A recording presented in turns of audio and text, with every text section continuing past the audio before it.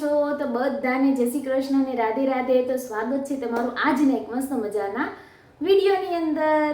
તો આજે શ્રાવણ મહિનાની શરૂઆત થઈ ગઈ છે. તો સૌ પ્રથમ બધાને શ્રાવણ મહિનાની શુભકામના.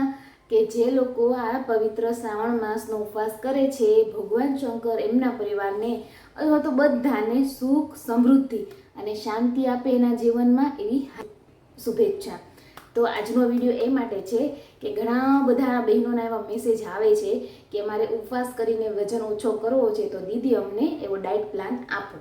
એ માટે તો આપણે એને થોડુંક કહીએ કે ઉપવાસ તમે ભગવાન શિવને રીઝવવા માટે અથવા તો એની કૃપા પામવા માટે તમે ઉપવાસ કરી શકો, વજન ઘટાડવા માટે નહીં. શા માટે નહીં? તો વજન એટલા માટે નહીં કે તમને ઉપવાસ દરમિયાન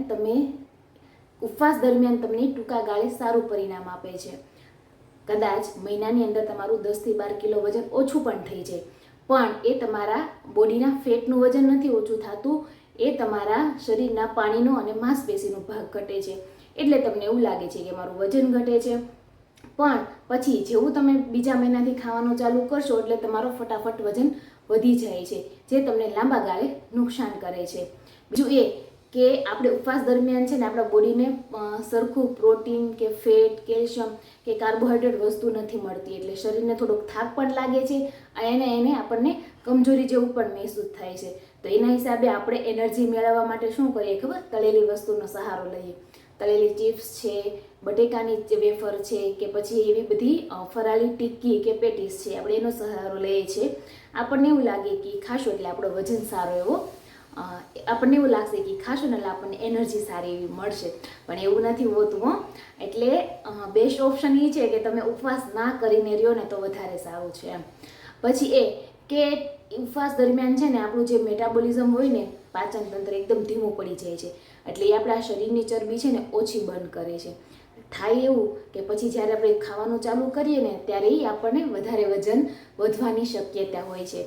એટલે પણ ઉપવાસ ના કરવો જોઈએ. તમે 15 દિવસે કે અઠવાડિયે એક વખત ઉપવાસ કરો એ યોગ્ય છે, પણ કન્ટિન્યુ જો તમારે આવી રીતના ઉપવાસ કરીને વજન ઘટાડવો હોય ને તો એકદમ બિલકુલ સારો આઈડિયા નથી. તમે છે ને નોર્મલી કન્ટિન્યુ રોજનું જે જમીને જે ડાયટ લઈને જે વજન ઘટાડો છે ને એ કરો, થોડોક સુધારો કરો, એમાં છે ને કસરત એડ કરો, પ્લસ રોજના 10 થી 12 ગ્લાસ પાણી પીવાનું રાખો. આ બધા ઓપ્શન છે કે તમે શ્રાવણ મહિના દરમિયાન તમે વજન તમારું સારો એવું ઘટાડી શકાય છે. શુગર નહીં ખાઓ, બહારની વસ્તુ નહીં ખાઓ, એવા તમે નિયમો લો.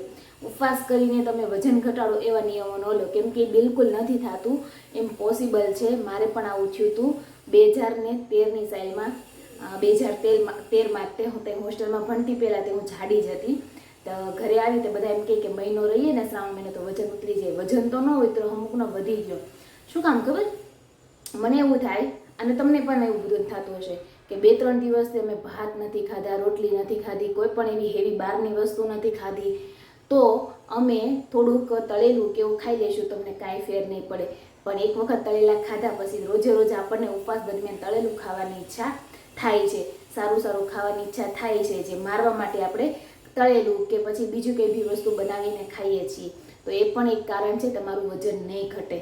તો બેસ્ટ એ રહેશે કે તમે જે રોજિંદા વ્યવહારની અંદર જીવનમાં જે ખાઓ છો ને એ ખાઈને જ વજન ઉતારો, એટલે તમારું સારું એવું વજન પણ ઘટશે અને તમારું વજન જળવાઈ પણ રહેશે.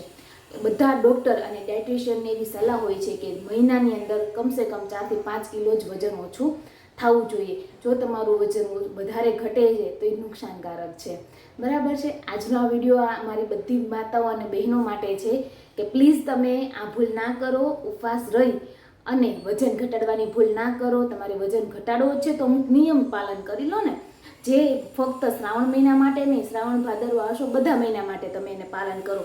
જેમ કે બહારનું નથી ખાવાનું, ગળી વસ્તુ નથી ખાવાની, પેકેટવાળી વસ્તુ નથી ખાવાની, પ્લસ કે ટાઈમ ટુ ટાઈમ જમવાનું છે, રોજ જે 45 મિનિટ કસરત કરવાની છે, રોજ જે સૂવા ટાઈમે અને સવારે જાગવા ટાઈમે હેલ્ધી ડ્રિંક પીવાનું છે. એ બધા નિયમ બનાવો જે તમને વજન ઉતારવાની અંદર પણ મદદ કરશે અને લાંબા ગાળે તમારું રિઝલ્ટ પણ તમને જાળવી રાખશે. મારી જેમ જેમ કે મેં 3 વર્ષ થઈ ગયા મારું વજન ઘટાડ્યો, હજી વધ્યો નથી, તો આ એક જ રીઝન છે કે મેં ડાયટ પ્રોપરલી કન્ટિન્યુ કર્યું હતું અને એની અંદર કોઈ પણ ચીટિંગ નહોતી કરી, જેનું રિઝલ્ટ હું આજે પણ તમને બતાવું છું ને સારું એવું છે મને.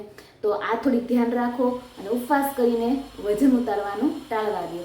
જો તમને આજનો વિડીયો ગમ્યો હોય તો લાઈક કરો, શેર કરો, સબસ્ક્રાઈબ કરો. મળીશું નવા વિડીયોમાં. તો બધાને જય શ્રી કૃષ્ણ ને રાધે રાધે.